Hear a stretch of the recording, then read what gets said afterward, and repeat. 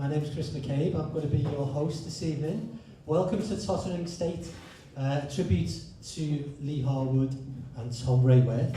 Tottering State, we thought, was a good title for this event. Kind of suggests how a poet can be a crow in the side of bureaucrats, and also suggests something about the disruptive view a poet might have on the ordered world, and that's certainly the case with Lee Harwood and Tom Rayworth.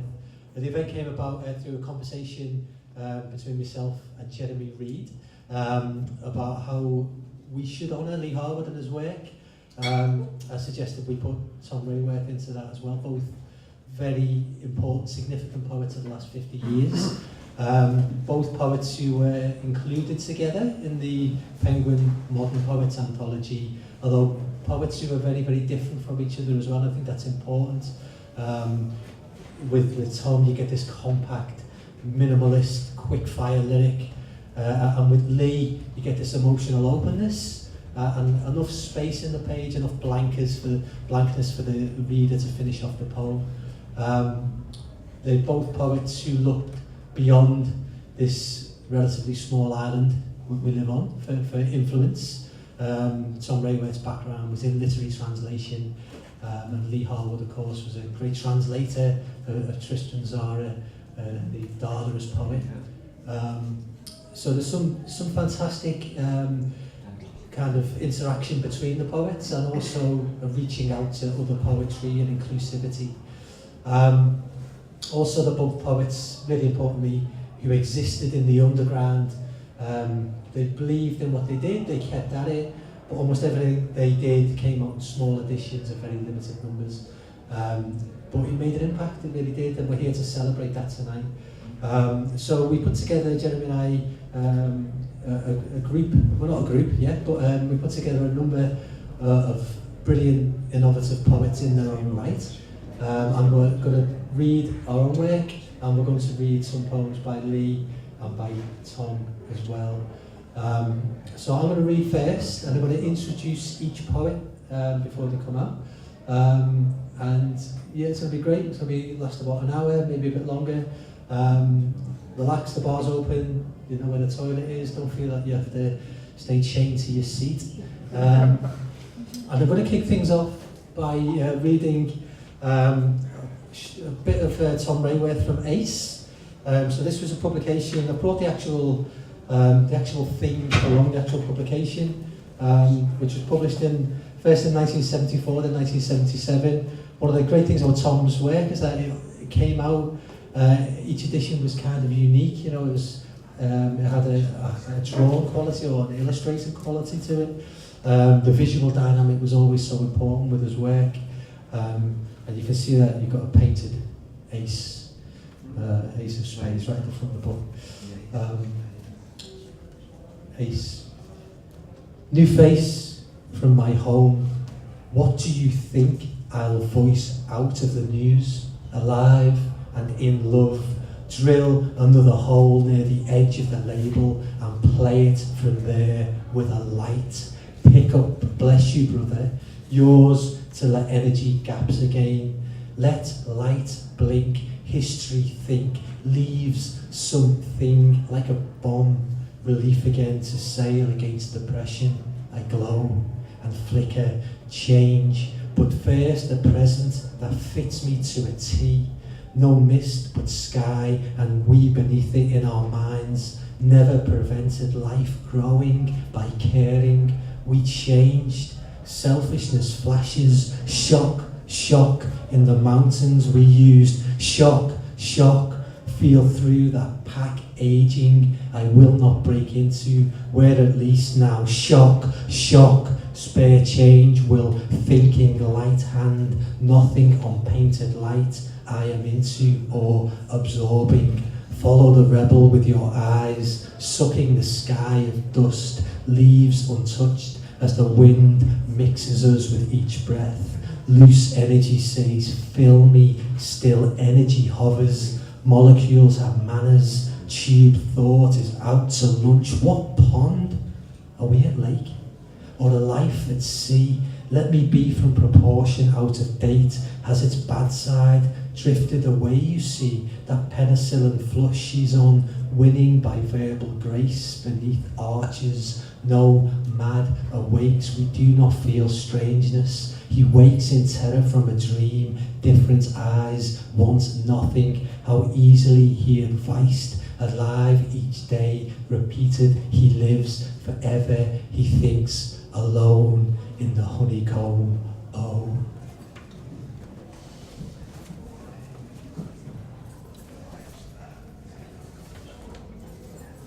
I'm going to read some poems from my next collection, which has the title The Triumph of Cancer, and that's all right. Let's trash the place up. That's what Lee and Tom would have wanted. It has the title The Triumph of Cancer, which comments as much on the political state of things as the science of cancer, but it is about the science of cancer as well. And one of the things I thought I'd try and do in this book is write poems about cancer that made me laugh. So this is a poem. It's kind of an elegy for my dad, who died of brain cancer in 2004. It's called Clatterbridge, which is a hospital on the Wirral, just over the water from Liverpool, where I'm from. It's a conversation I had with my dad years before he was ill, on the way to school. Clatterbridge. There was a man my dad drove for treatment who'd lost his penis. I didn't know you could get it there, I said. My dad said you can get it anywhere. Clatterbridge. Even the hospital sounded like lives falling apart. Minutes passed and Peugeot's eternity arrived at school gates. I said, listen, you don't need it after a certain age anyway. He said, need what? I said, your penis. He said, I'd like it just in case. The book includes a series of still lives, but as any of you know who write poems, whatever you set off to write and what you actually write are never the same thing. So I was going to the sea in West Kirby, and I was going to choose something to forensically look at and write about. On the way there, we went to a supermarket and to buy some meat to feed the crabs, and I got transfixed by the dead kipper in the fresh fish section. So it's a still life for a kipper.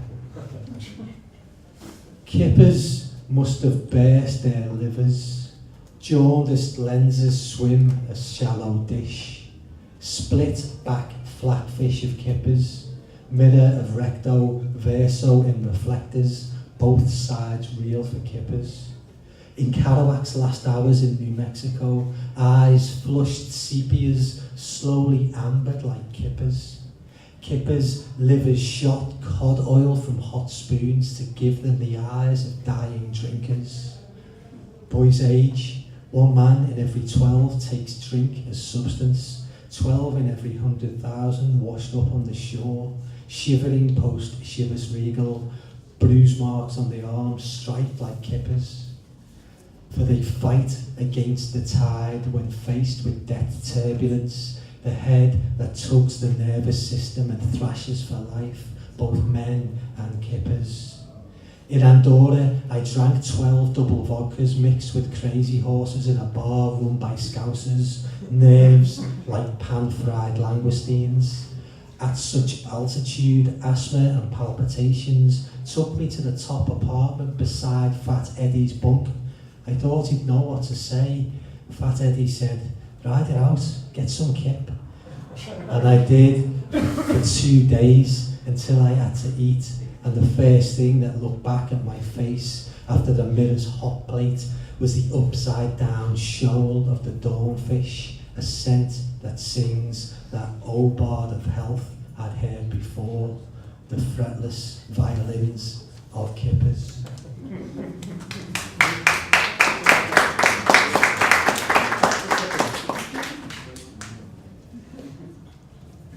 I'm going to read a couple of collaborative poems, which feels to be really in the spirit of what Lee and Tom were about. And this poem is from a collaboration I did with Jeremy Reed called Whitehall Jackals. And it's called What the Courier Knows. It kind of takes poetry into the era of big data, or tries to.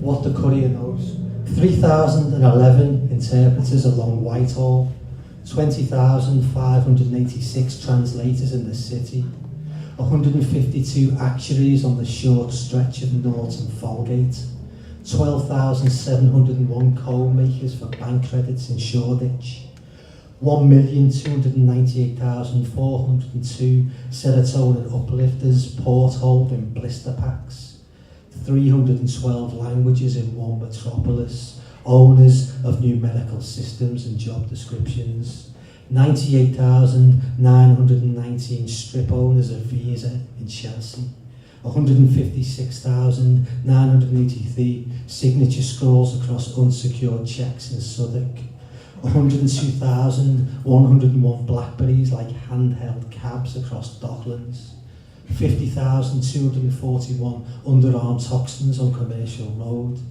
11,001 hotel swipe cards in Bloomsbury, 34,789 coiled ring pulls on the Isle of Dogs, 27,703 ex-EastEnders in Dagenham, 3,412 SIM cards plasticised inside Canary Wharf, 742 new fragments of poetry on notebooks across 33 boroughs, 8,041 units of ethanol consumed on Charing Cross Road, 604 obsolete graffitis on the Old Kent Road, 30,312 minutes of conversation exchanged for bill tariff on Denmark Street. I love you spoken 989 times. 401 therapists in Golden Green. Golden Green. 748,060,099 bones of the non-living weaving the Thames shoreline. 312 languages, tongues like skinned dogs.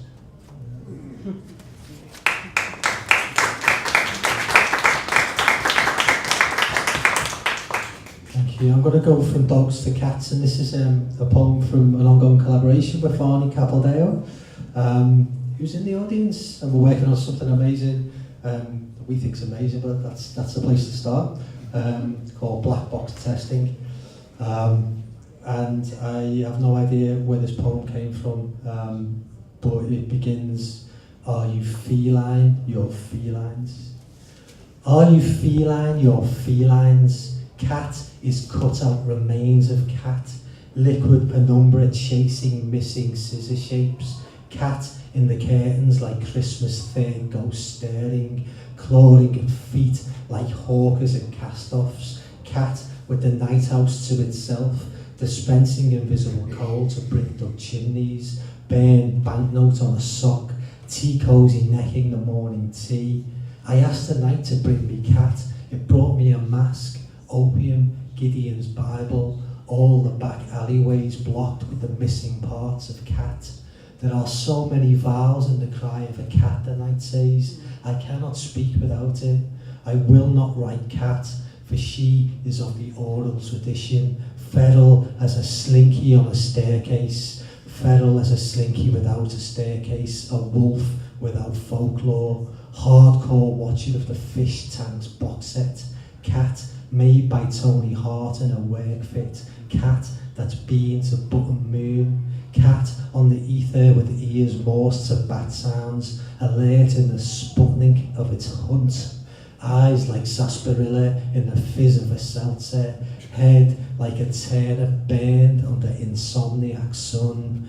I asked the night to bring me cat, it brought me Nash, Joyce, Dunn's unlucky elegy, cat, the nuclear rain cloud between the violet and concrete, the apocalypse peeling in a rind of thunder words, cat, wire black in the earth's fused nerves.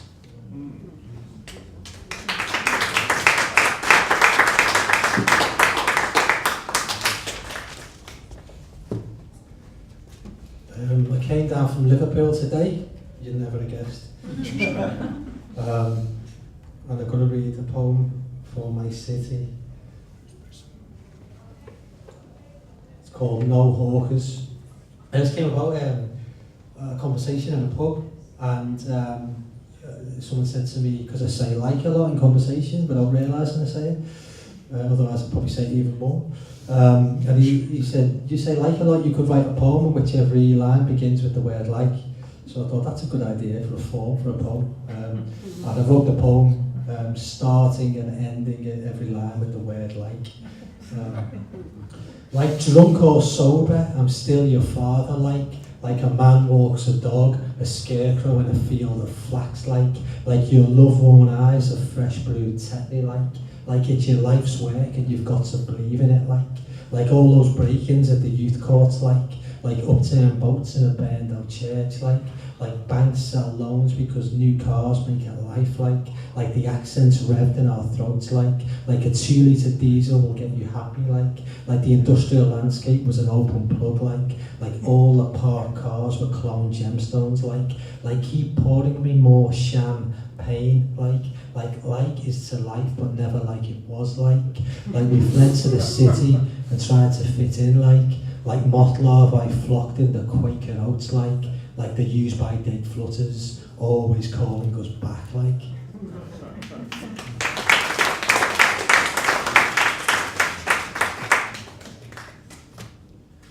I'm going to read a poem for Cubist poet Blaise Cendrars. It's actually a voicemail message to Blaise Cendrars. So it's like this: Dear Blaise, they still shout outside my door. Get your Nokias out for the lads. Take on progress. Last night I watched the greatest hits of R.E.M. and Stipe's hair grew back song by song. A culture of bacon and beans over here. I dropped the rasher on the dresser and wiped it clean on my jeans. She said her brain had turned to mush. I must sow my peas. How does the brain work? Excuse me, a white van just pulled up. Mine, not so much pulp as wild knitted black. We tried to do a Sunday escape to Paris 1913 on the Trans-Siberian Rail, but the ice cream man did a jingles route and broke the dream. It was like Dagenham was a trinket box and the lid lifted. Blaise, you're breaking up. Are we very far from Montmartre? Yes, I said, this is still Beckentry Heath. Take on democracy. They strut a fetish around the doors of the gig because they want free tickets. How I was always nature boy, she knows that Blaise. Take on desire. You fell in love at just 16, but she married the local undertaker at a turn. I seem to get more confused as the week goes on, like an actor's wife turned on by the roles he plays. And those poems you gave to us, thanks for those. Blaise, you're breaking. Blaise, you're gone.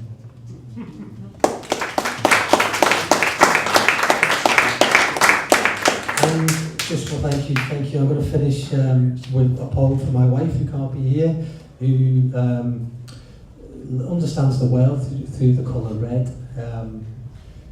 And this poem's called Red. And there is so much red in this poem. 10 words for how she is. She said sorry for my pain as she gave birth. On starry nights in December, the jukebox was tendentious. With the afterbirth arrived the text, no more drinking for you. 4 weeks later, the pram rolled on its own down the tube. She took the can, the drunk commuters offered her, and lighted, pointed towards Canary Wharf, which she hated, and said, I fucking love this city. She got off on red the way I had on amphetamines. I got off on the word the way she did on red. Words for a brother, take the northbound northwards and don't fail. Red for her was what's some here in a name. Names came in colours. Red communist stars on the tree, so Christ was at rest. She said Castro's brother was hardly young flesh. At the time she was wearing a red t-shirt, unwrap me for Christmas.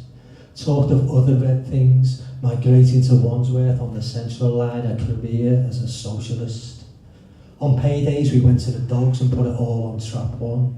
The boy, adrift in a boat of honey, fell asleep on a sea of sleep. Trap 1 won, and yes, she did look a little like the woman who Picasso's Pérouse, Le Mas et Le Pont. She accepted the can, the pram rolled down the tube, she stood up in dark music and danced in red silks. She carefully fed the child and poured more Shiraz, a vulva of red lipstick around the neck of the glass. A baby bottlenecked in a celluloid pool emerged a clay doll. He breathes and stunned us to the wall. His birthmark, new borders, embossed in red on his neck. Thanks for listening.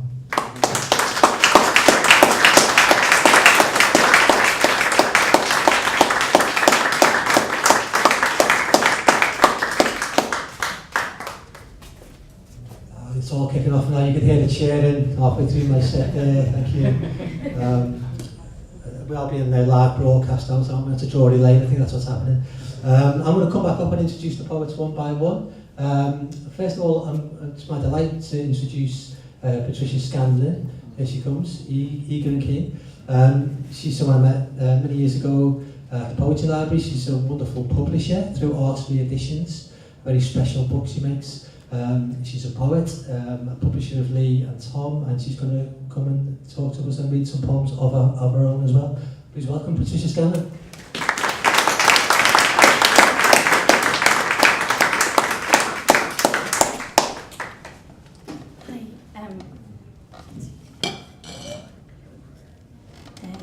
Thank you.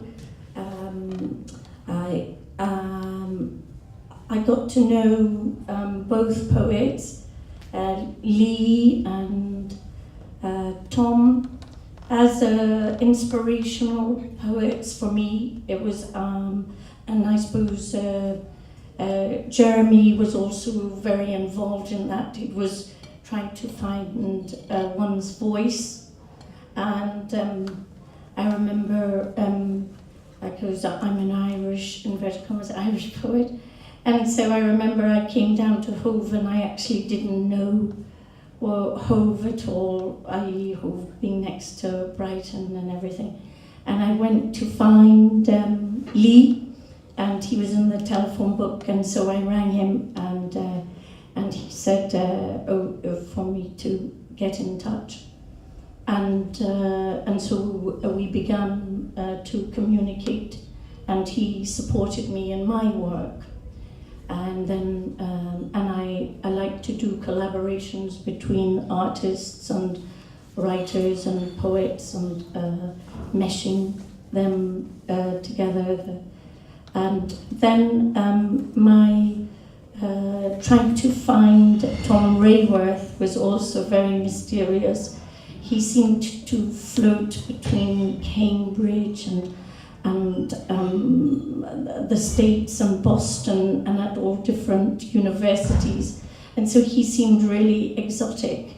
And yet we did a collaboration, and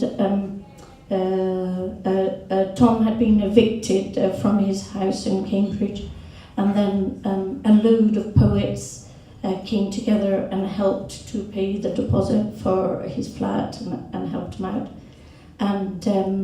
And then he wasn't able to, find any of his poems, so he gave me a collage, because he was really famous at putting together collages, and that was a connection between the American poet Fanny Howard and himself. And so I'll read 3 poems that I'd written for Lee, that I really I loved Lee and a lot, and so I think that will be in the poems.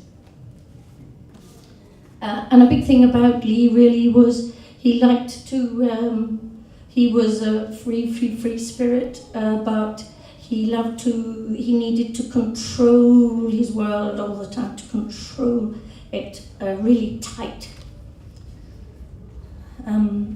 This is a poem called In the Presence of Mature Lives, and always when you'd go to visit Lee, he lived on Brunswick in Hove, And he'd always be playing beautifully refined, calming, classical music, quite nearly always.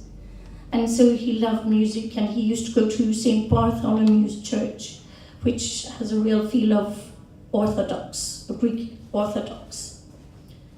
And it's in Brighton. In the presence of mature lives, dizzy looking up at the stone-choked crucifix, floral, clocked, lines interlaced, below a wooden crucifix, patterned like a mantilla, the mosaic behind pale pink and blue-clad angels trumpeting a Grecian acclamation, a god seated in the highest, and the conductor in rehearsal gesticulating his right 5 fingers towards the choir for Bach's Passion to be delivered with more text than sound. The countertenor, the purple draped statues, the ornaments, and the cello cried so low and sad. As my eye trailed the pale verger in an ill-fitting navy suit, taking the wet mosses to vases, to open net dishes, across my eye of singers and back with a drawling, pleasurable dutifulness and hands of gold in preparation of a future of flowers and leaves, of triumph, awe. Rejoice was a word to come at St. Matthew's Passion, at a resurrection. And this poem is called A Square Intoxicate Narcissi. Also Lee loved, unloved, loves orchids and unloved flowers. And I did the poem like a square because everything had to be in a right place in his flat. And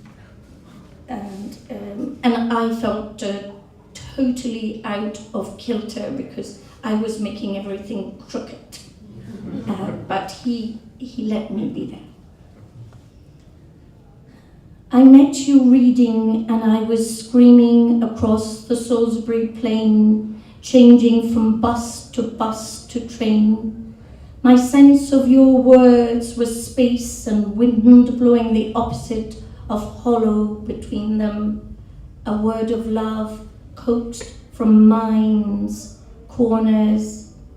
Now seeing you sit at your table, orchids between blooms, a window crystal not rainbowing, I see it's the sea blowing all sorts of waves and washes at you, at me, at all.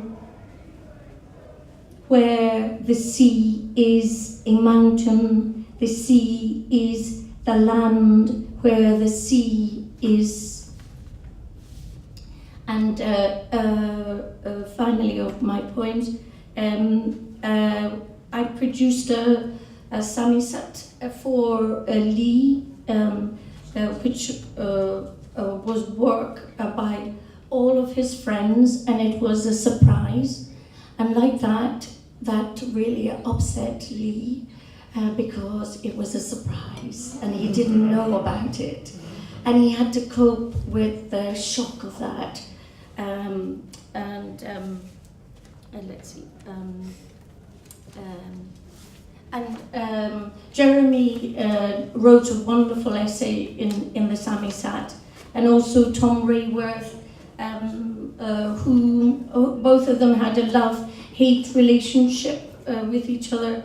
And then the funny thing is, Tom Rayworth ended up living at Brunswick Lane, and he was on Brunswick Place, and they were kind of close, and it was another tension, a creative tension. And I just want to show you then Tom Rayworth sent a beautiful photograph, and it says, "Dear Lee, hometown boy, there are no words" by Jim Dine, on show in the Cincinnati Art Museum. Love, Tom, Ohio. And that's a sort of bad reproduction, but it glistens, and it was a really beautiful thing. And then Jeremy will talk about the great love affair for Lee, which was for John Ashbery, and for the Sami Sat. John Ashbery wrote, "Lee Harwood is my favourite English romantic poet."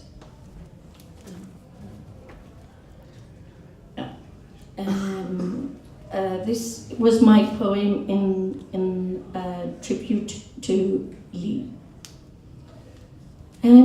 It's called "To Proceed on the Vector Scale," a quotation from St. John. He called in a powerful voice, "Wait before you do any damage on land or at sea or to the trees." And all the angels surrounding the elders and the 4 animals prostrated themselves and touched the ground with their foreheads. Leaving behind all thoughts of deviation, ever mindful to the task in hand, eliding nothing, rather giving everything and everybody air and space. Hearing rainbows and painting them, colour by colour in words, arriving at treasured spots, Y1, Y2, X, Y, river, mountain, sea or town. Woodlands fall at your feet at the thought of your caress. Orchids keep catching the eye like a wished-for lover's surprise visit, over and over, hearing the heart sincerely saying, I love you, dearest you, a joy to light, to eye, hand, to word." Thank you.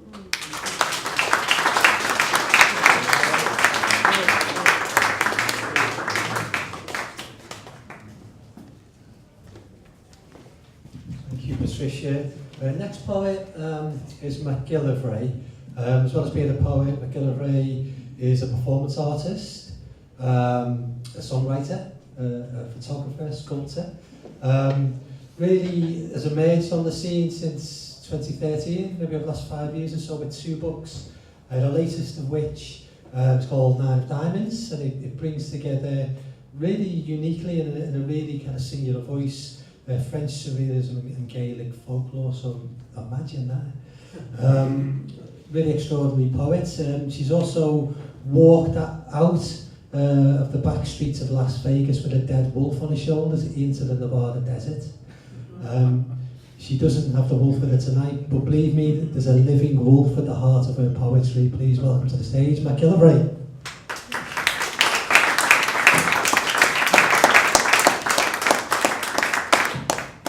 Thank you very much. It's a real privilege to be here. I met Tom Rayworth and Lee Harwood at once in one evening with Iain Sinclair some years ago, 2013, at Test Centre. So the fact that I've been invited to come and be part of this evening means much to me. Because this is the night of the strawberry moon, I wanted to bookend the reading with 2 pieces by Lee, both lunar. Magnetic pull. A bruised night sky, muffling a full moon that pulls out the unreason, the craziness from heads, so that wandering in rooms and streets, people who don't know what, but fall on along some zigzag path, praying on and preyed upon, half blind in the half light, behind which pulses the magnet, the mist monster, you say, headstrong, you say, sliding into fitful sleep, lost into nightmares of mothers and daughters, and pulled up out again into an awake night. Moonlight filling the room, the empty seafront promenade, staggering zombies or sleepwalkers silently crash through air barriers. A small object is set on a table. The faint light catches one side of it.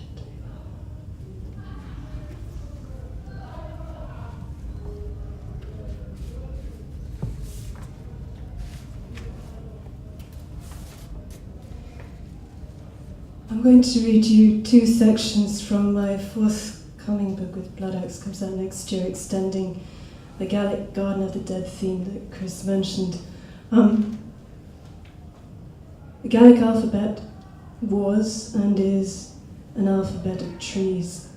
And so this is a Gallic glade, witness to the hanging of a boy for stealing deer. Glade of the skull. Alm. Fir. First witness, sweetness of fire. I open with a mouth of burning coal, burst from the bitter bone of my skull, so suicides will come down to drink, forspoken water, rubbed on astonished eyes of the future, scarred the horses with lovers' curses, drew the worshness out of voices, whispered into quenched ashes. Love's eyes are colourless, a motive for moving through underworlds. A voice walker, I open speech, demolishing the Antonine wall, Pictish scribes, Latin scrawlings, I deciphered them all, reminiscing on disappearance of Roman legions in a Caledonian forest, led by Picti into hazel thickets. Those were true hieroglyphs, a body language of human sacrifice. The skeletons, articulate dust.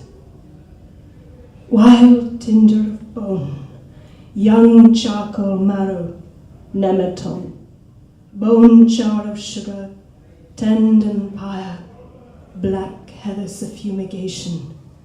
I drown in smoke like the young centurion who lit the charbone god. His tree has shout, his tree is raked in oak. In historia vision, est historia expiravit. The history of vision is the history of ghost. Will fire turn jealous of wood? Wood be consumed by envious smoke? Throat to spirit throat I rose, beheld my head bones crosswise broken, hung in the burnt flesh of morning. Colourless bestiaries pant at my feet, temperatures rising, rust my face. I toward my shadow to rest for a while, to rest in the shade from the heat. But shade is only the surface it is cast upon, made darker, saturation by shadow, a mountain made blue by distance, when sleet climbs the pines, a haunting by hue, colour, expanse, accident, temperatures of darkness seep beyond that which keeps my gaze. Sight-locked time did not witness. Terse tints my own shadow moved, therein double-crossing the spectrum with additives of rowan, rainbow oil of peat water, broken blackthorn. This shadow comes silt reflection, rises and swirls at the back of my throat. Now water's fiery modulation, bottle-filled flame water, finds the voice grain in the singer rising up unto itself. Pitched to the green horse's frenzy, fetlock to fetlock, I fixed them up myself. Horses whose strong backs boys stood upon, roped still for hanging. I undo my eyes, my mouth, my coat.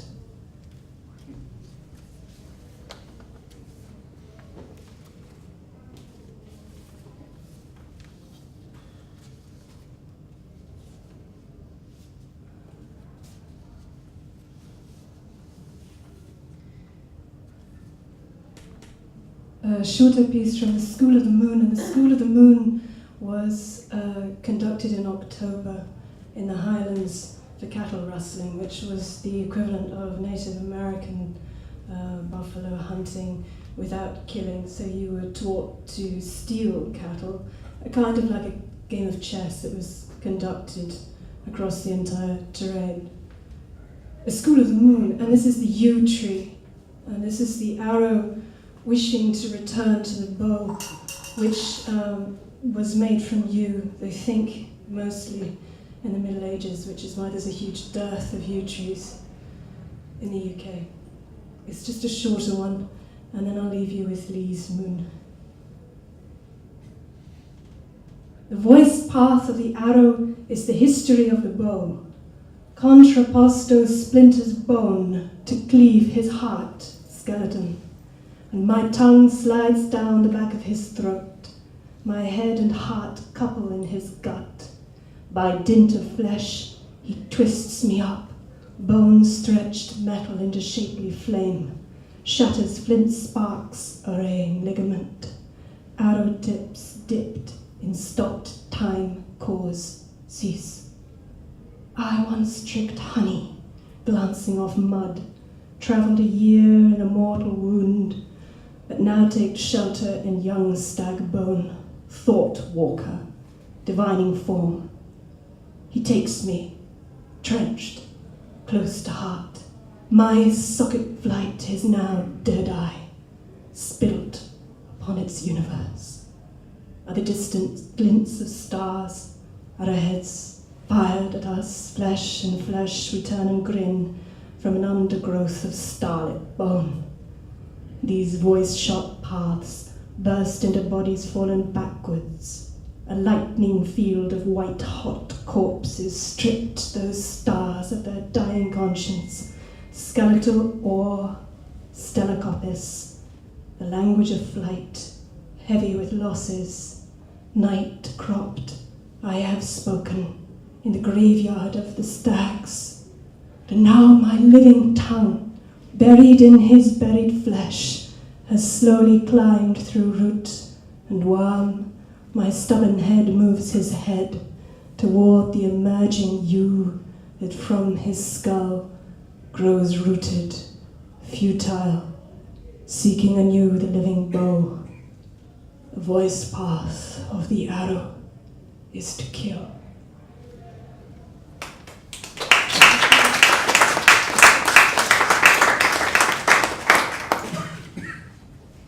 A moon watching 7 nights. First night.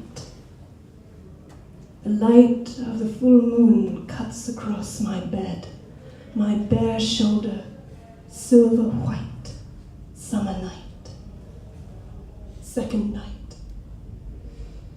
The moonlit sea like old silver, rolling across an icon. Third night. But full moon. Leave the phone alone. Don't negotiate or make decisions till it's past, said an oracle, or a wise woman, or a smart woman, to me some years ago. Fourth night. Yet the moon so clear and bright, worshipped or feared, both her presence a cold, pure white, above the town, above the sea, cutting down all to size. Month after month, this strange power or fascination, no answer to the why, an odd muddle. When you step back and then get on with the business, but a passing glimpse as you climb the stairs or walk by a window. Fifth night. Inland, veiled moonlight is caught on the still pond. Two shafts of light fork down on the dark fields and hills. Briefly, as the clouds loosen and shift, we plod on through darkness. Sixth night. A solitary and remote obsession, it seems, but joined in silence, singular to plural. On occasion, we thin words, thin light. Seventh night. And in the east, they had parties to do this same thing, I hear. A platform built out on a lake, wine and instruments and poetry to accompany the moon watch.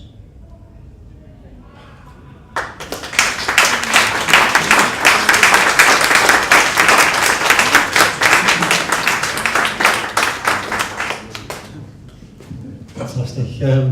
The next poet I'm going to introduce, I once watched somebody else introduce Iain Sinclair and begin with the immortal line, Iain Sinclair needs no introduction, and then go on to give the longest introduction you've ever heard. So I'm going to come at it from a different angle. Iain Sinclair absolutely needs an introduction. I'm just not sure I'm going to be able to do it justice. And I think that's partly or mostly to do with, entirely to do with the vast body of work that he's produced. It's an epic, visionary mapping out of London. I'll help myself by focusing slightly on his poetry, his editing of certain poetry books like Conductors of Chaos, London City of Disappearances, as foregrounded, often overlooked poets, underground poets who don't get given enough attention. He's used everything he can in his power to give these poets as much readership as they deserve. His own poetry is published also by Penguin Modern Poets, but most often produced, as with Lee and Tom, without barcode. A bit like a Tom Rayworth poem, often blink and you might miss an Iain Sinclair pamphlet, but we have them all in the poetry library, so come and feast on them there. His latest is called Sea Slange. It's published by Equipage. And I think what you'll find, or certainly what I've found in Sinclair's work, mapping out, walking the streets of London, is this sub-narrative which maps out the lost and forgotten poets and presses of London as well. He's very much, in my view, walking with the ghosts of poets through London. So please welcome to the stage flaneur, poet, shaman and visionary, Iain Sinclair.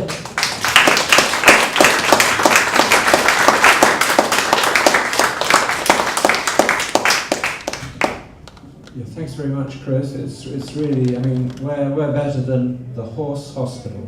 We're all a bit like horses ourselves at this stage, if we're still going at my age.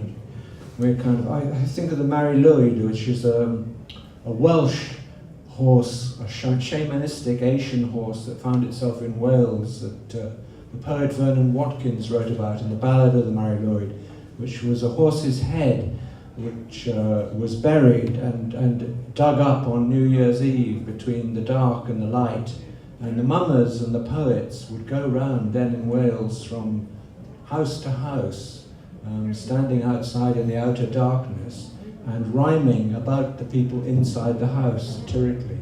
And as long as they could respond, the ghosts and the dead stayed outside. And when they could no longer respond to that body of work, they had to invite the mummers and the horse's head inside and give them food and drink. And I can remember that, some of the last of those ceremonies that were enacted when I was a small child in Wales, hearing us outside the house. And that great thing for a horse hospital is the spirit of the poets who are not dead, but they are outside and they're moving around. And with Lee and Tom, even though both of them were wonderfully transatlantic and European in their connections and their work, and that everything they represented is the opposite of the sort of narrow-mindedness of trying to cut ourselves off and exclude ourselves. These two were masters in modesty and in conviction of their own worth, in moving between those cultures. But behind it all, they were deeply presences in London, and in my first sense of what London was. I met Lee for the first time when he was manager at Better Books, which seemed like a mecca for shoplifters. It was a kind of classic thing that gave employment to poets like Lee and Bob Cobbing later, and also allowed poets who maybe couldn't afford books to use it as a sort of unofficial library. And when the place finally, and there were readings there, of course, there were readings of people like Allen Ginsberg, which were a great inspiration in the 60s. And when it all closed up, Bob Cobbing, I think, managed to load most of the stock into his car. And when I became a book dealer much later, I was drawing on this sort of lost memory for years to come. Towards the end, Lee and Tom, I'm not sure if it would have been their last reading together, but it was one of them certainly, came back to Stoke Newington where Tom had lived at one time, and he thought he was going to be too ill to make it, but he came back, gave a fine reading, and Lee Harwood was there too. And one of the things that fascinated me in this sort of ongoing story of London and poets, re-forgotten, that Chris has touched on, is this idea of the younger generations of poets who have luckily been inspired and respond to that spirit. That Will Schutz, who publishes through the Test Centre, when I went up there for this reading, he was sitting at an old manual typewriter, physically retyping Lee Harwood's poem Cable Street, so that it could look like a 1960s publication, be stapled together on kind of almost unreadable and invisible form, when it could have been done, in current technologies in a beautiful way. No, but they wanted to get back into that spirit of the invisibility. And because it's so important to me, I'm going to start by reading a little bit from Lee's poem Cable Street, because apart from anything else, what this did was that thing that always happens, that the poets are the first ones into the territory. And Lee tapped into all of the voices, the immediately personal and lyrical, the senses of the voices and spaces and smells around him, the fact that you could hear the hooters of the boats on the river still had its traffic on New Year's Eve. All of these things inform this poem and become part of the poem, The City. So when I started to, much later, to be down in that riverside part of London as a gardener on the highway and in Wapping and Limehouse, at the background was this poem by Lee Harwood, because Lee had proved that you could drop in all kinds of voices, bits of letters, the moment of the lyric, the moment of the documentation, all of it became part of a poem. Not that he necessarily went on working in that way, but if we're ever thinking about London, I always like to think about this poem. I'm going to start with that.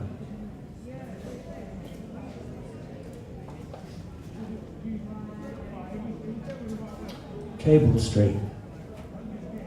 Blood dripping slowly from your throat. How can I watch you anymore? Certain individuals frequently suggest that I should write about Brick Lane and Cable Street, two areas that I know intimately, having lived in the same these last 6 years. The two streets are situated on the western extreme of the borough of Stepney, now renamed Tower Hamlets, under the Greater London Scheme. Memo: are we really expected to live up to this pastoral name, retrieved from the archives? Captain Jack is dead. Mid-afternoon, in some top-floor room. Sunny day outside. Perhaps, or rather the reason why these individuals make such a request, is that they are romantics, nostalgie de la boue, Wilde's opium den doing good trade in their heads, X Street, reference Dorian Gray, now renamed Y Street, the haunt of low lascars and Chinamen, the romance of the slums, all very romantic. The County of London, Grace's Alley, Stepney, compulsory purchase order, 1963, number 37, Wellclose Square. I am writing with reference to your letter dated 12th of January last and would confirm that 37 Wellclose Square is included within the above named compulsory purchase order and will shortly be submitted for confirmation to the Minister of Housing and Local Government. Blah blah. The square at night, all wind, scudding and black cobbles, sounds of fights in Cable Street, and another drunk or cursing woman staggers around the square, one more lap, and sometimes this scene is so cliched it could be out of some Brecht opera or Zola. It's too absurd. People dying, crowded and hungry. Walk down nearby alley Sunday afternoon with spade guys and hard-case men in blue suits and white shirts. And anyway, Cable Street, half pulled down, only the shadows are left. All the melodramas that might have happened, the whole scene like some stage set for social protest movies, the crumbling buildings, the boarded shop fronts.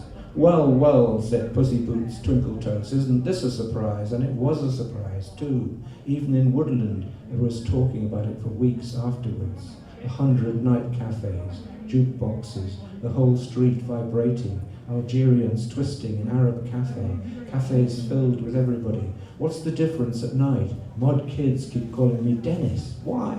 Do I have some other side I don't know about? Am I the king pusher of Cable Street? Dennis, the walking pleasure dome. Have I commandeered a colour machine? Roses growing green. On summer mornings, children singing, and hand in hand, ring of roses in the asphalt playground, fat women teachers somehow on their wavelength. The moon, so clear in the sky above the city trees, your lips and eyes, so tender, filled with love, hunger marches, mid-30s, columns of grim, pale men silent, just a drumbeat as the column moves by, a coffin from Jarrow. On May 1926, general strike, armed food convoy moving up East India Dock Road and Commercial Street, pickets silent beneath the Navy machine gun positions, armoured cars and Coldstream guards in each truck, small meeting of strikers outside the Seamen's Institute, East India Dock Road, where covered lorry drivers stops just past them. Tailboard goes down and out pour the police, and from the other direction the mounted police, and both charge into the crowd. Father Grosser running out, arms extended to stop them, his fingers smashed by police batons. Thank you. Everybody running in all directions for safety.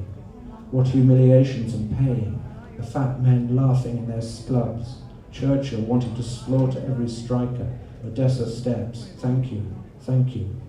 The hum of factories. Lorries unloading at the warehouses. People going in all directions, carrying and moving crates and boxes and barrels, and hooters wailing, and horns blowing, and the cranes grinding, and ships moving into the quays. According to Lenin, part of the reason previous revolutions failed was due to poor organization, as he explains in the case of street fighting and barricades.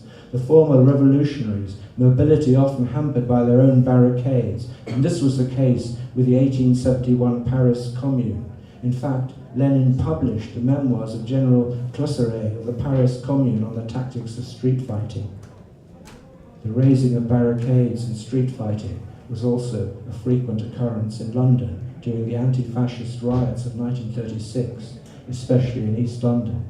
A witness I know, then aged 18, can remember seeing the whole gangs of men prizing columns from the streets to throw at the mounted police detachments at Gardener's Corner. The police were trying to clear a way for the fascist march. This was just one incident in the Battle of Cable Street, 5th of October, 1936. Sea noises outside, and you in my arms, among the cool milk sheets, distant car lights sliding across the room, high tide and the moonboat swaying in the night, wind, sea wind, such peace. The strength of your loins pressed to mine, and our seed mingled.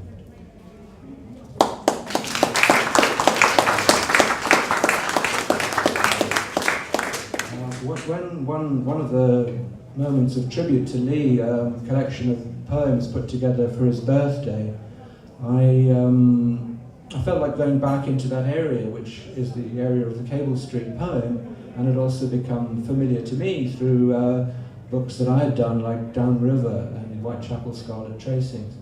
And I clumped along in Lee's footprints to some degree, invoking him, but also feeling, and it's more obvious perhaps in later poems, that he did, the kind of tensile strength, the delicacy of what he did, the quietness with which he delivered it, and how he drew you in. And I felt very heavy-footed and lumbering in his wake, but his sense as presence, in the way that also with Tom, was always an inspiration. This is called Continuous Sky, for Lee Harwood. The artist's general disposition is to vibrate, Henry James. A light green coat moves commonly east, uninspired, but up for it a shifty sky with its rouge theatre stacked in golden curls, cold enough for fingerless gloves. Can you believe the poet is now a wine bar in Mitre Street? And how does 6 Irish oysters with soda bread at £7.80 grab you? Or seaweed-cured salmon at £5.50, backed by a slab of good Galway Tay bread and butter? The poet is effortlessly divorced from the poem, like the abuser from Mother Church. There are no solitaries with red notebooks. There are no silver paint, like Stephen Roddifer's decadent nails. The business folk drip Chardonnay on small round tables. Yellow and blue, they have decided, will stand as poetry's flag. The motif offers coherence to a fragmented cityscape, with many obstacles for pedestrians to surmount, keeping the trek interesting.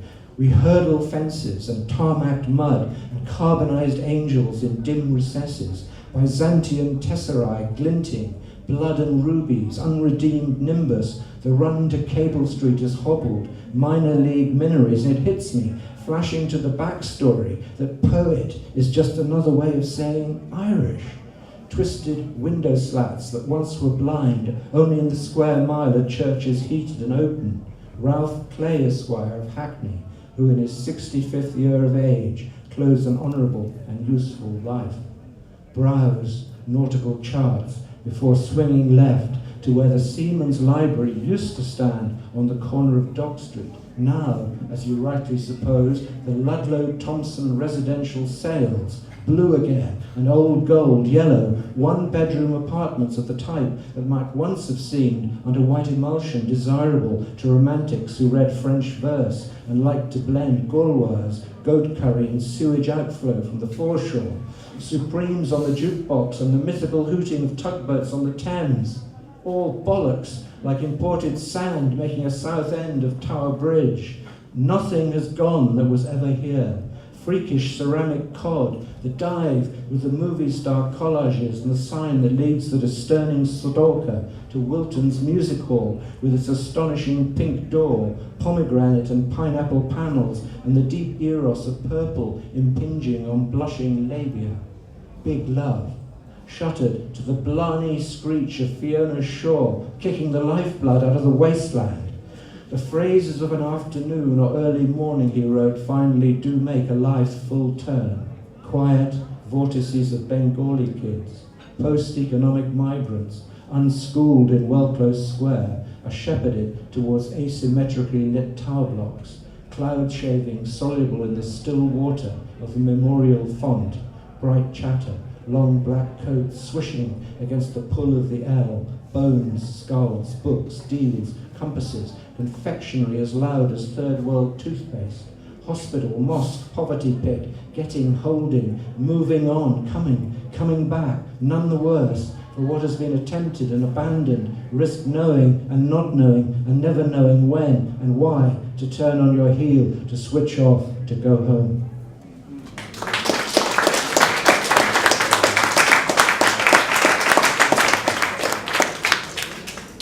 I'll finish my tribute to Lee with a very small piece called Gates of Eden. It was written just after he died, and the feeling of being out on one of those walks and sensing the twin presence with you but moving away. Gates of Eden.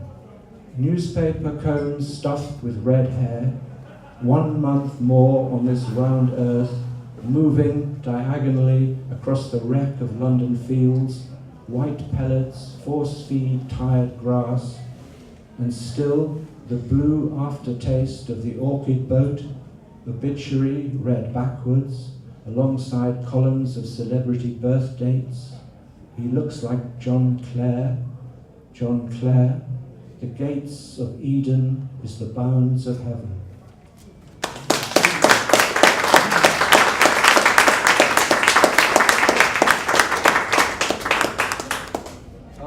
With Tom Rayworth, it's a different thing, a kind of parallel thing in some ways. There was such a swift, incisive, abrasive often intelligence with Tom, and a sense of his independence and the way he stood against the crowd, and he did things when he wanted to do, and he did them in his own way. And I love the way at the end, as we've heard, it's like someone tipped up the carpet and they both slid down to the coast. I mean, most of Hackney slides down to Hastings or St Leonard's, but Tom and Lee went to more the kind of Notting Hill end of things in Brighton and Hove, and they were both there and knew of each other and were both separate, but Tom had emerged from those southeast London suburbs. And I'm going to read a little bit, which I actually did put into my anthology, the London City of Disappearances, and Lee is in there too. What happened was that I tried in the 1960s at one point to write a prose book. And I was remembering the period I'd lived in Dublin for 4 years, and I was using a lot of material there in very short, snappy pieces, and mixing it with documentary accounts mingled with fictional projections. I was quite pleased with myself when I came back to London, but the bookshop had moved on, I think, from Better Books by that time. I can't remember whether it was probably Indica or somewhere, and I picked up a slim book by Tom Rayworth called A Serial Biography, and kind of realised with horror that everything I'd attempted to be doing very clumsily in my book was immaculately done in this unfortunately brilliant book called Serial Biography. So I junked mine, and it's never seen the light of day since. And I go back time and again to Serial Biography as a magical account of a poet's vision of the city. It's not sort of poet's prose, it's very finely honed prose. It's been such an inspiration to me that I'd just like to read a little bit of what there was in this section that I chose for City of Disappearances. They were taking up the paving stones along the street. The skin is so thin, the earth and trees so powerful. With one heave, the houses could all come down. So easy to wear a groove in the brain. The same relays click each time. For 6 weeks now, there's been a poster on the wall near my home. In large black letters, it says, "Summer entertainments in parks." And each time I read it as "Summer entertainments in Paris." Same thing with shop fitters, which I always read as shoplifters. When I sense I'm going to bump into someone on the pavement, this is so true now in the age of the phone gazers. When I think I'm going to bump into someone on the pavement, the only solution is to look away and keep walking in a straight line. Once the eyes hold, all those dance steps, and the final collision is inevitable. August 1966, staring with my eyes out of focus. In this dark, do I focus on anything? Through the train windows. Trains being very important, both for Lee and Tom. Raindrops trickling down like floating puffballs as we pick up speed on the tracks, swing towards the horizontal. Each back garden has thrown out a brick wall towards the train and captured a tree. Dark embankments, the earth dark. Looking back on the track curves, the narrow bridge vanishes into the foliage on either side, slightly out of tune. Entering the tunnel, a grease smear on the window, my reflection blurred. The way it could have gone, thinking like that, but no way left for the audience. What I want is a kaleidoscope, not a telescope. Now their tracks merging with the gloom. The drops move across the glass like ball bearings over black oil. Not right for this time. What I must do is investigate the shape of a life, somehow reach the solid body, like the machine they use at locks for fitting bowler hats, a nest of movable rods that finally reproduces the true shape of a head, every bump, to push them all in until I reach something solid, round and round, like peeling an onion, like this, like that. I hate those phrases. The first try can't be true. Each time I plane down another area. As time runs out, I need a record, truth and the ear. The vanity itself is part of the fact. The struggle to get the thing, and not the many neat, true-looking other terminations. This is the body of what went on when we met, underneath the words, the real feelings, seasons, weather, the other noises that were more important to me as we walked. To leave myself open with trust, I shake your hand, and again it is impossible. I know, even now, there are things I will have to leave out, things I will distort, but that is also the truth. If the skeleton is false in parts, I can't remove or replace them now. Sunlight on the road as she met me that morning. Sometimes she couldn't remember. There was a card from Ron, she said. Oh yes, she said. He said, Frank O'Hara died 2 days ago.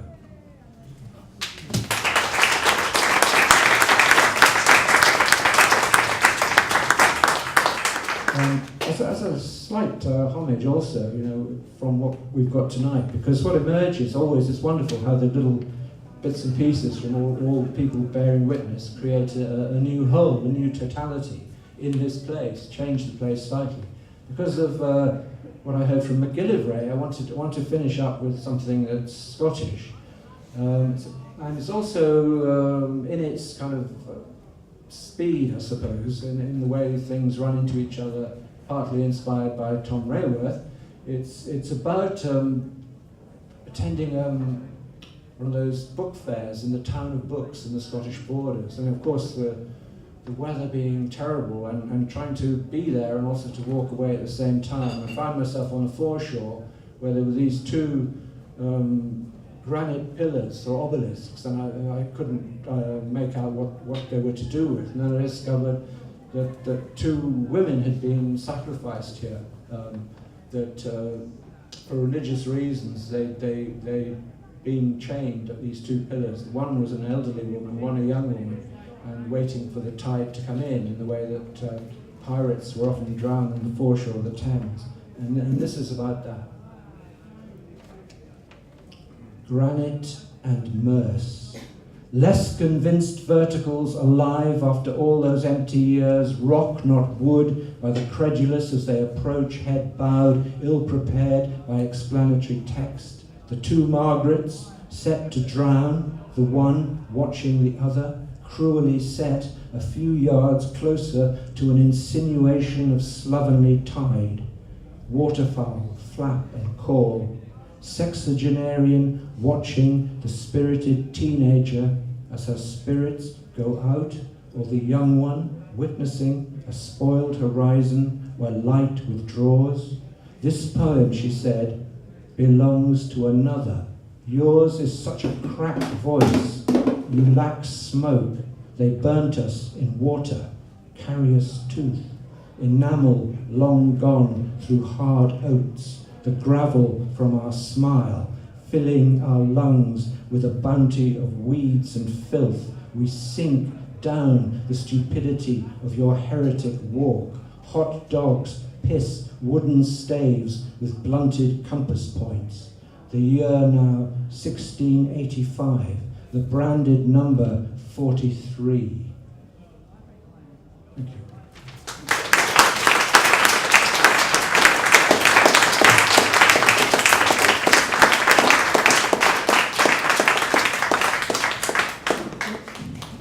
Thank you, Iain. We've really raised the ghost now. The milk cartons flying across the horse hospital. Our final poet for this evening is Jeremy Reed. He's been a luminary figure in poetry since he exploded onto the scene in the 1970s. He single-handedly, I think, ripped up T.S. Eliot's cold instruction that the personality has nothing to do with the poet. And he's invented a poetry of his own which has rhythm and the deep image at its core, two things which can't be learned, which are absolute gifts. He's published over 40 books of fiction, non-fiction and poetry. He's drawn praise from artists as diverse as Bjork and J.G. Ballard. He's collaborated with Mark Almond and he's created a fiction in which he's reincarnated Christopher Marlowe into a dystopian vision of London. Tonight he's not come alone, he's come with company and he's going to perform with us with Ginger Light. So please welcome to the stage Jeremy Reed and the Ginger Light.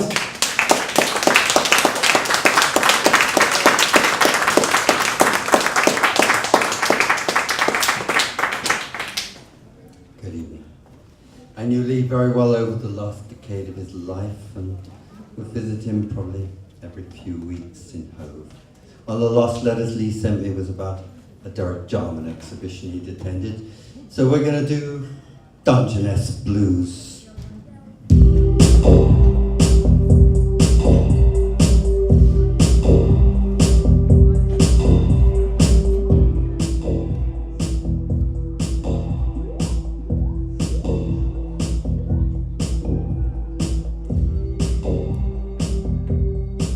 He stands by the track, a prescription in his hands, quartz mica, basalt granules, grooved from the sand under his Doc Martens, bumped up lymph glands, a face garning, pointing to the bone alone.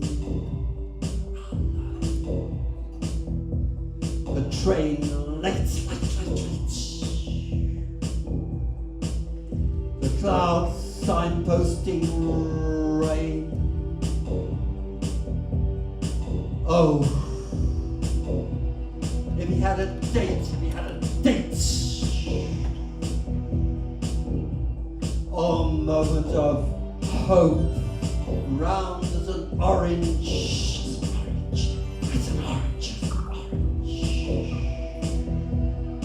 of life expectancy, to recharge his aura,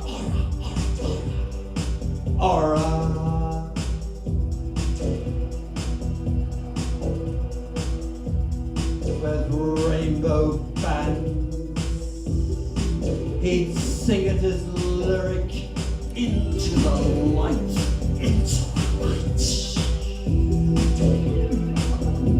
writing himself not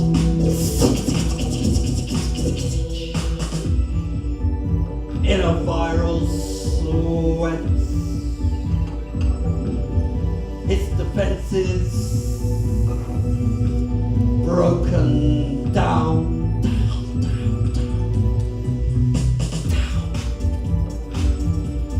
By a replicating trick.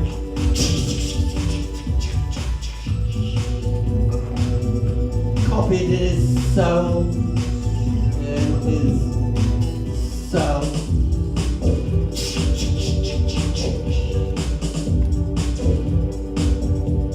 Garrett, go home.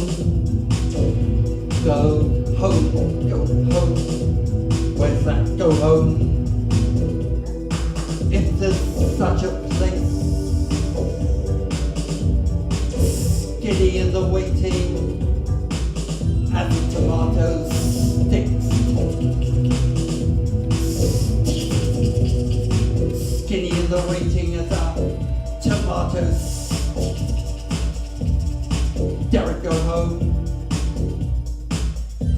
If there's such a place, such a place, such a place. Skinny in the waiting as our tomatoes.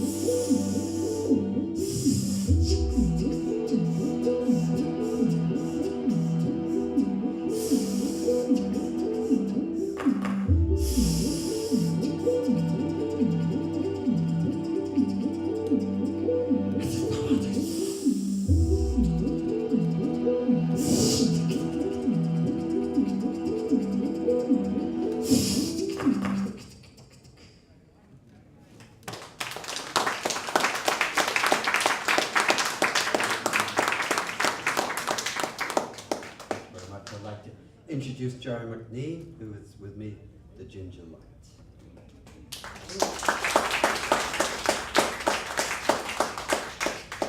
So we're going to do a poem of Lee's now. This is a poem that Lee wrote, a love poem that Lee wrote for John Ashbery in the mid-60s called As Your Eyes Are Blue. And when I used to visit Lee, he would sometimes read me parts of this. And very much admire that we do a very different version. As Your Eyes Are blue.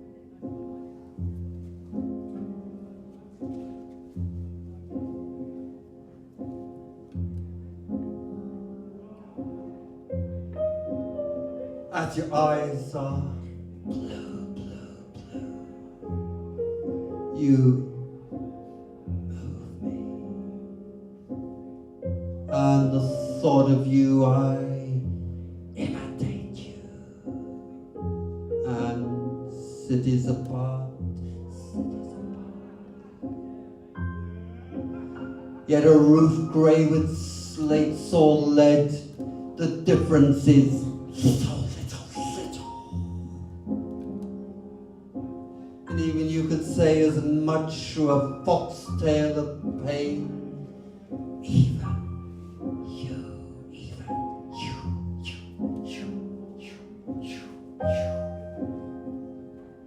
when the river beneath your window was as much as I dream of, loose change, and your shirt on the top of a chest of drawers, a mirror facing the ceiling and the light in a cupboard left to burn all.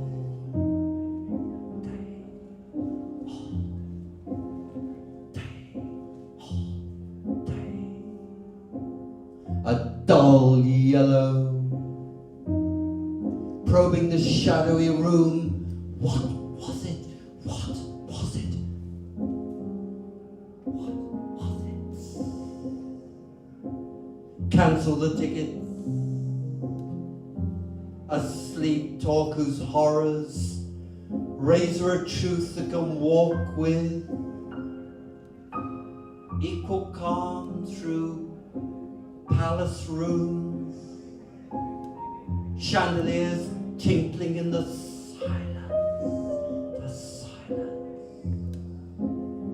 as winds batter the gardens outside, formal lake shuddering at the sight of two lone walkers.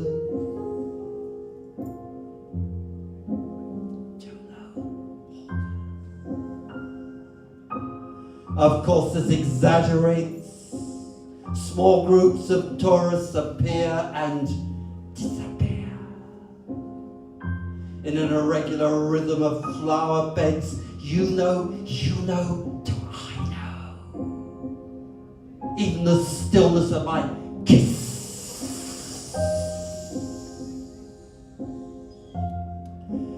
doors are opening in another apartment on the other side of town. A shepherd grazing his sheep through a village. We know.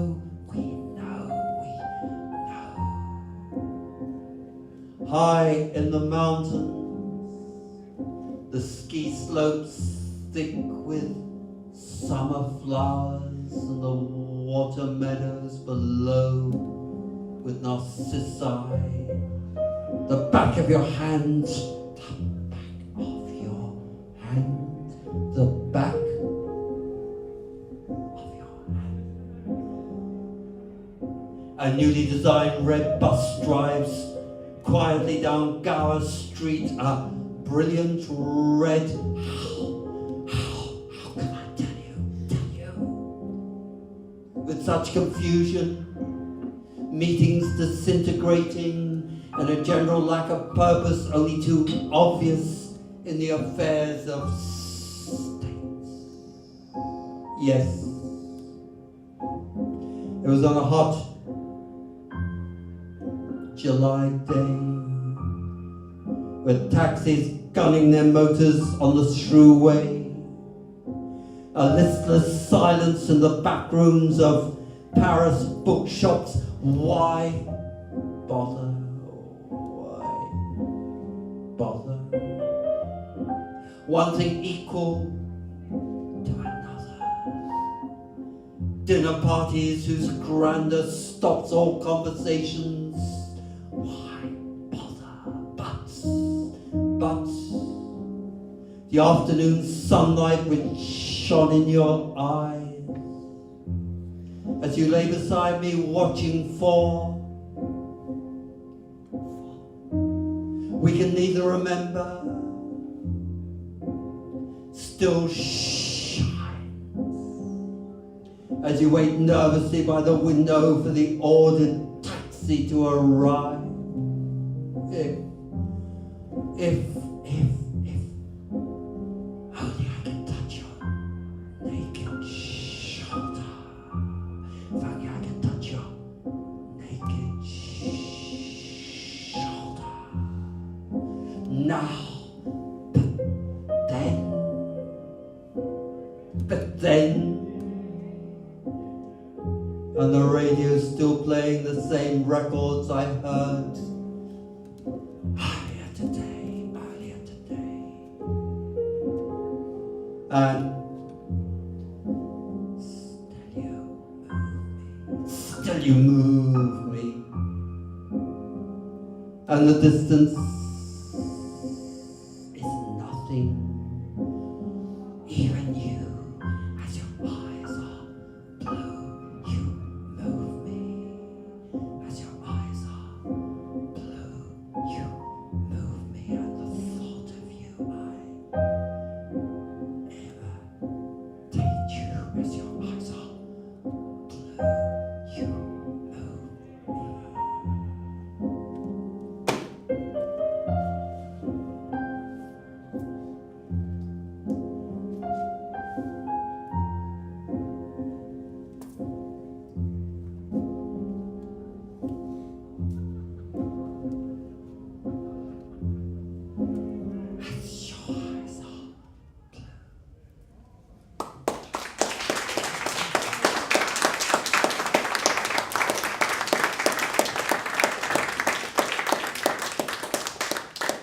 And we're very much to thank Iain for publishing that book I just read for, which was the Harwood selected poems published called Crossing the Frozen River, at a time when Lee was a little bit neglected as a poet, and Iain marvellously, of course, rehabilitated him.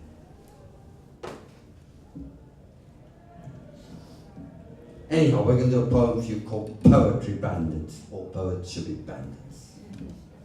We hate the establishment.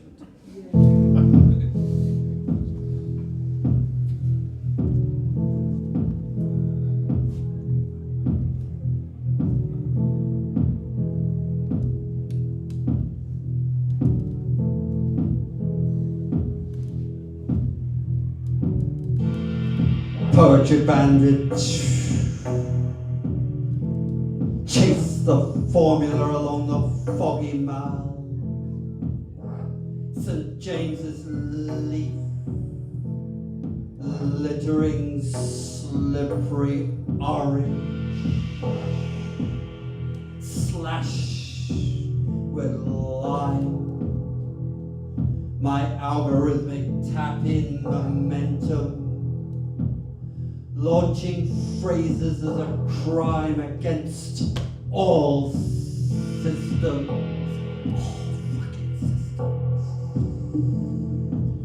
Internalized heist, like smacking a bike through a shop window. My writing's real letters to real people who live like sitting on window ledges. I don't like normal.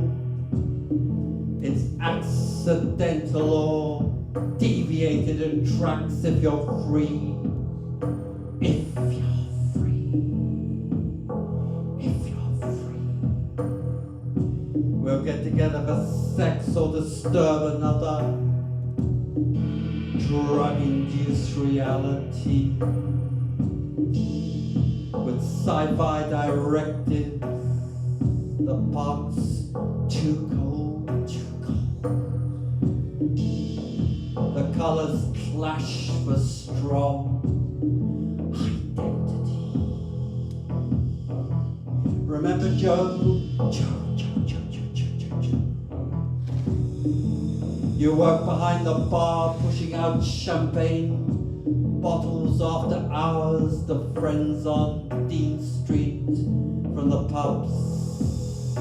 Cellar as second income. Pink champagne, not white.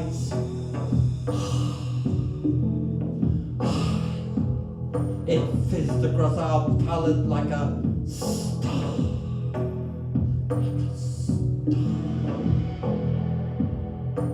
The mouths are lined, directed in an arch towards Trafalgar Square.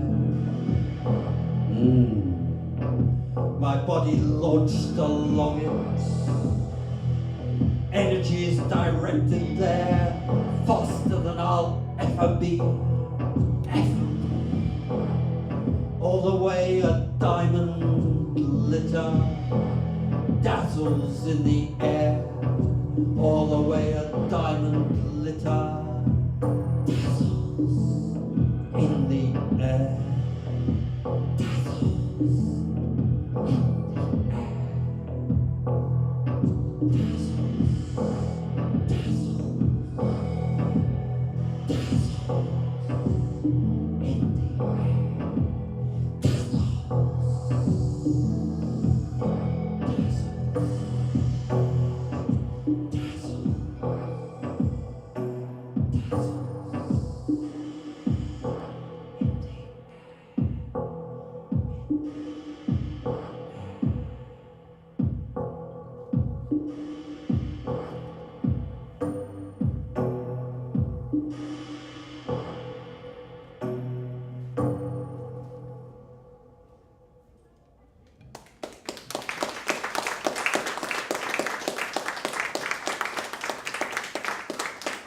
Thank you very much. I always want to tell you what a privilege it is to work with Jerry, and we've performed in so many places, but every time he sounds better and better and better.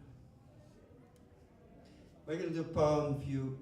I used to talk to Lee, who was totally luminous. For those who didn't know him, he had gentleness and aura and understanding, a humanity, a kindness, an understanding of what was good in poetry, which naturally excludes all establishment work, and a great love of orchids, and a great love of every flower. Whenever I visited Lee, I would choose him a particular flower, which were always lined up on his wooden table by the room that looked out on the street. Lee, when I met him, looked 19, When he died, he was probably 17. He always looked so totally fantastic. We're going to do a poem called Loneliness, which was, I wrote this actually about the novelist Anna Kavan, who Lee also admired. And Jerry and I did a CD of tracks of poems about the great heroine novelist Anna Kavan. This is called Loneliness Loop Mix.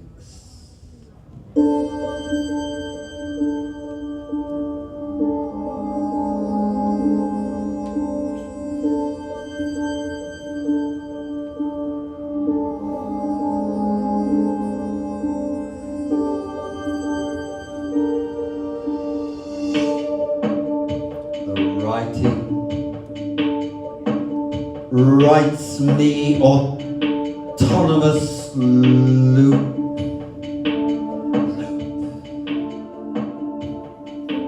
And loneliness don't heat with blood, it's a cool grey opacity. Not blue like in the song wailed by Nina Simone, and it's a cannibal, feeds on itself like going in a vein with heroin for rush hour, dopamine like a cannibal, like a cannibal. Anna,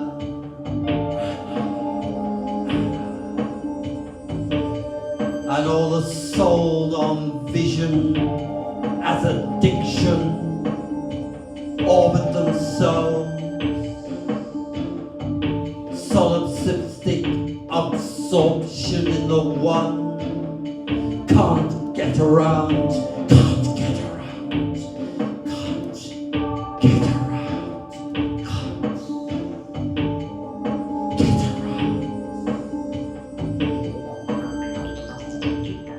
Loneliness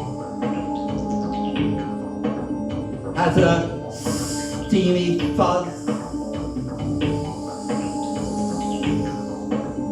like a shower afterglow, a tighter fit than air on air, a sociopathic nose for staying in.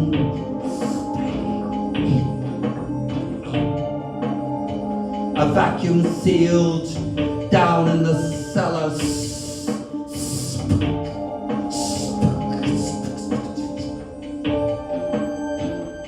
It's like a foggy corona I light with words.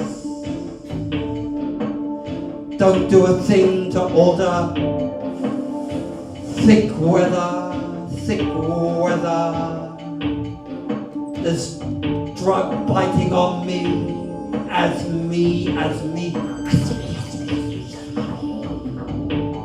indifferent as the North Circular, indifferent as the North Circular.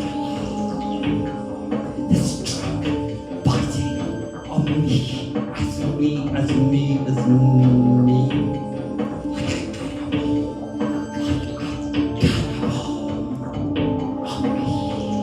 Like a cannibal, on me like a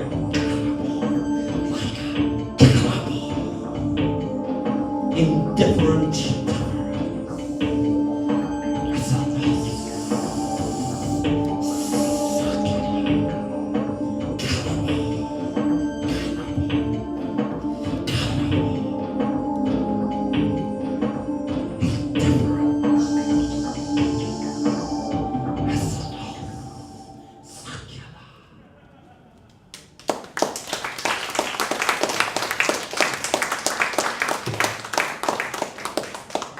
Thank you all very much. We're going to finish with a last poem called So Ho Johnny.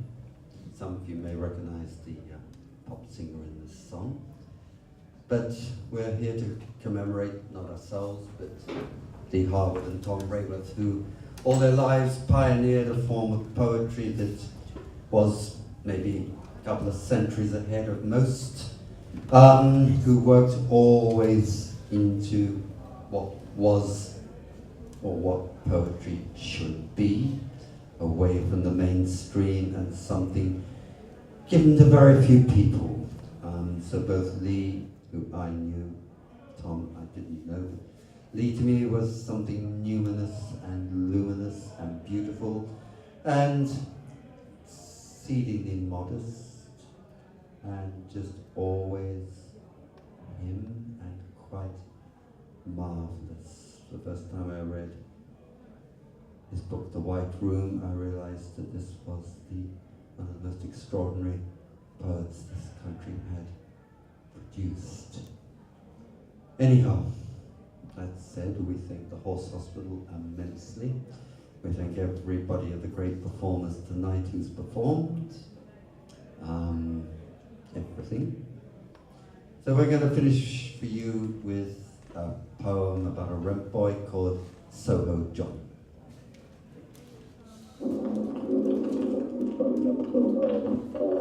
Soho John.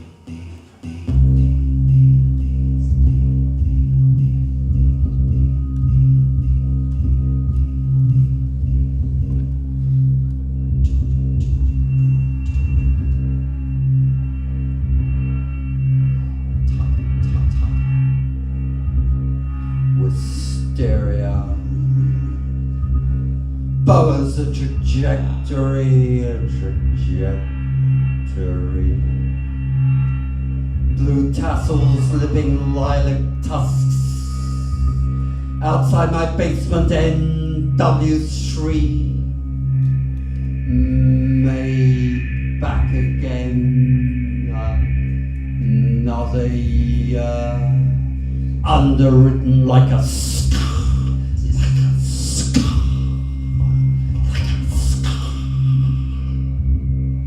you missing,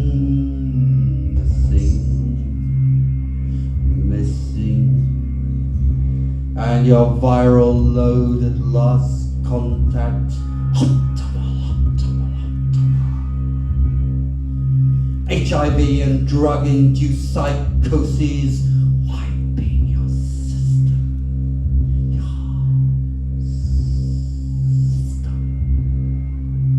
You offline. Anonymous as the concourse at Piccadilly Circus Underground. Your poem, feed me gritty craft. 2 books from a cooperative sign, posting your subversive youth. Your cloning fix on a singer whose bed you shared on Brewer Street, tantrums and karaoke scenes.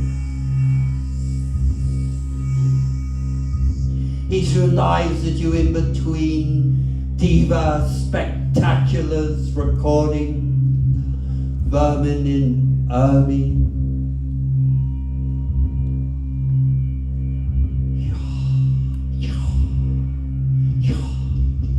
Like a quantum particle, existing simultaneously in 2 places, dead or alive, body bagged in a mortuary or living, blasted by yourselves,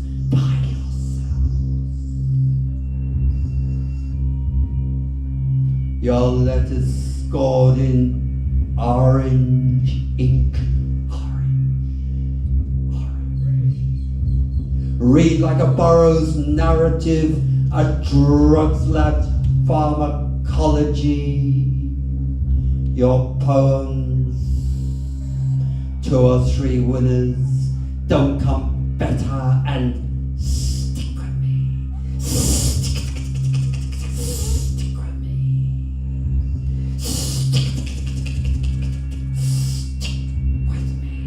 Stick with me.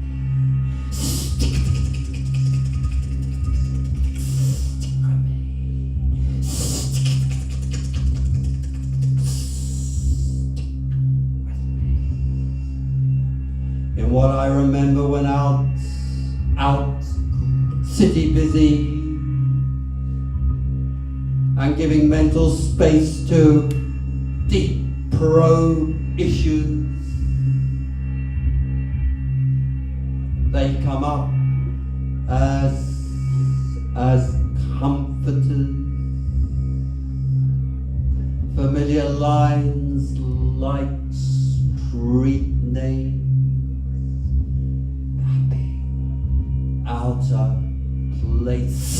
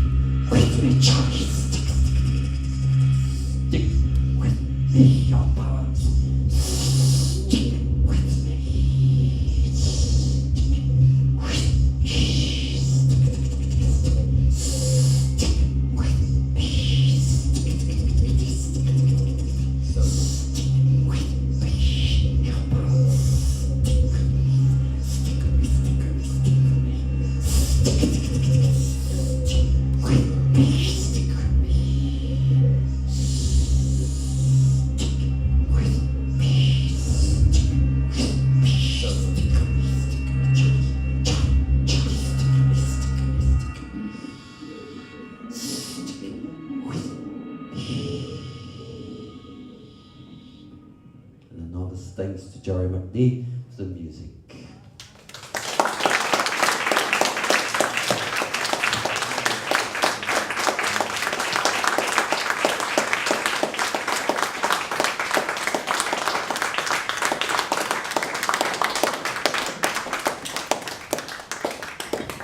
Thank you everyone, thank you for coming along. Just join me one more time. Is the bar open? Is anyone from the Horse Hospital? Yeah, are we alright for a while? Yeah.